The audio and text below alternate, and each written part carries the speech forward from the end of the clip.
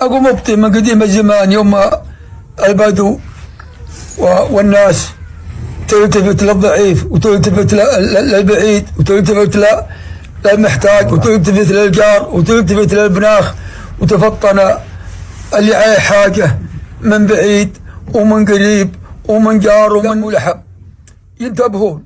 فهذا رحمت عايدة المخيمر الله يرحمه معه بناخه فرحان محمد المخيمر، ابناخه معه من خلقته معه وصياد وقصاد وصوتهم يهيجن زين ولد المجنون ومع عمه وعمه مخليه مثل ولده هو يا اخوه حضيري ولد عايد كلهم سوا مع رعيه واحده غنم والله بل كلهم اخوان.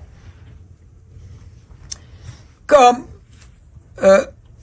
رحمة شطيفة الله يرحمه سببها قال يا فرحان علمك يشغل عندك مجنون وحسك زين ما تجوزت ليه؟ لأنه قال الولد ولا الولد بقلبه لشيء ما دراه أحد.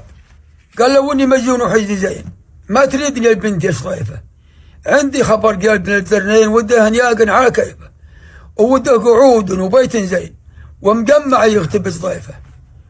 ويلتفت به عمه عايدة المخيمر الله يرحمه قال وش تقول؟ قال ما اقول شيء. قالوا ذوان ولدي ابن اخي ولدي مجابلني وهذا اللي بقلبكن هذا اللي رادك عن الجيزه ترى حمده بنتي من ذوان سنة الله وسنة رسوله له، وهذه التمره خصلتها هذه بسنة الله وسنة رسوله من ذمتي بذمتك ومقعدها حلال ومقامها حلال ندعو الله نعم الاستملال.